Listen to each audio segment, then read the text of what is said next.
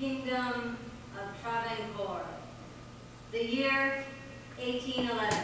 A young wife lays her dying baby at the shrine to Kali, goddess of smallpox. Her husband is a Namboothiri Brahmin, his clan called Mudras, gods upon earth, ruling over the village, their wives like wingless insects, crushed underfoot. For a Namboothiri woman who feels the heat of emotion, who feels proud to be alive, one such wife said, "There is only one of two ways. She must go mad or fall from grace. Perhaps there is a third way, grace itself." The wife sits at the shrine, vowing to remain there in supplication until Kali herself appears. 7 years pass, 7 agonizing years, before this becomes so.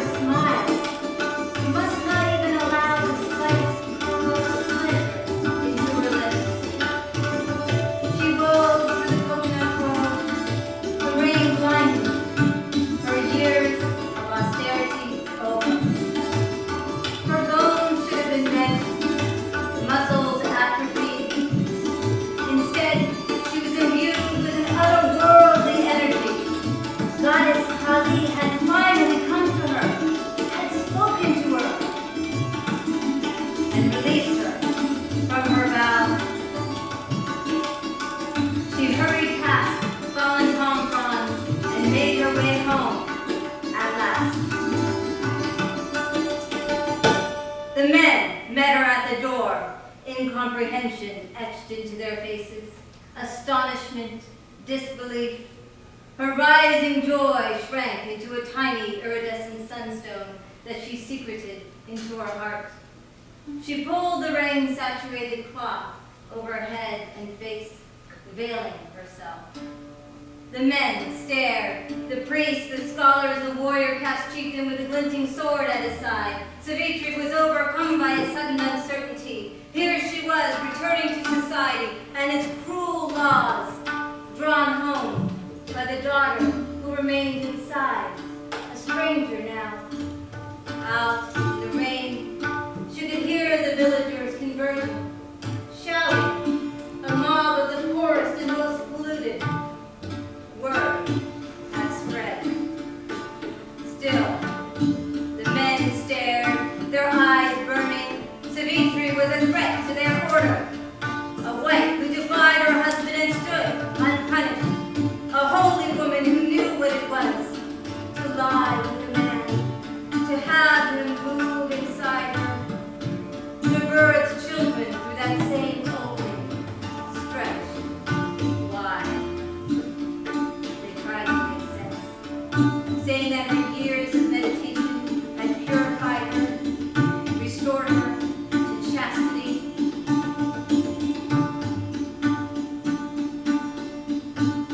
Still, the men stared, taking in the damp cloth that clung to the deltas of her fertile body, the hair that undulated to her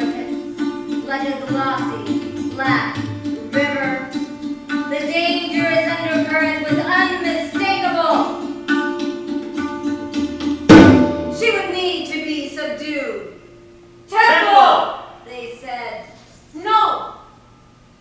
Now that I've been blessed by Ma Kali, you want to control me? Confine me alongside the mute and immobile deities? No. My heart cannot be contained by such a fate. She remembered Kali's command. Nourish my children upon earth. This is your destiny. What does this mean? I want only to see my child,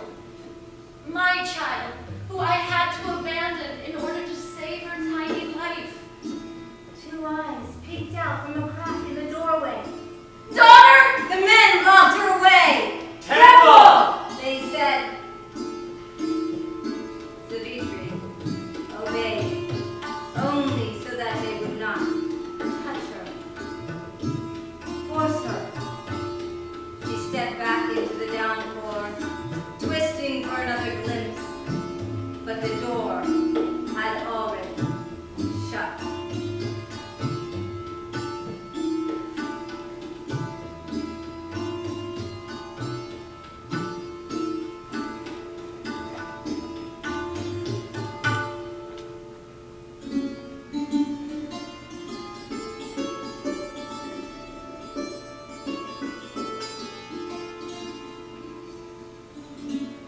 At the temple, the high-caste surrounded her as she sat upon a simple reed mat. Rising coils of smoke curled about her face. She felt a tightening in her chest, angry at having been stolen away. Outside, the rains beat the earth, punctuated by the shouts of the poorest and most polluted, those who were denied entry. The constriction grew more painful, and her hand went to her chest.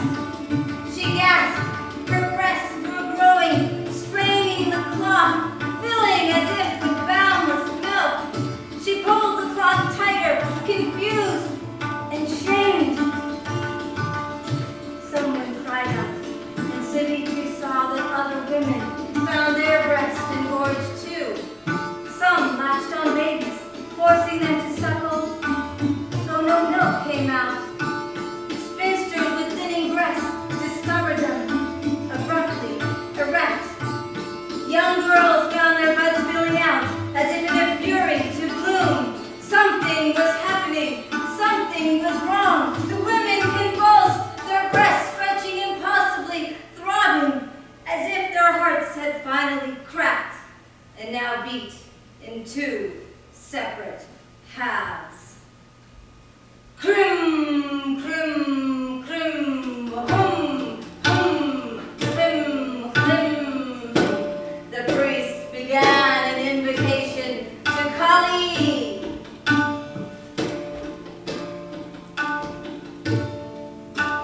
The women cried, "We must take the milk out," but nothing came out. Savitri began to sway, her slight frame straining against the twin stones, crushing at her chest. Ma! She called out to the goddess. Why are you doing this?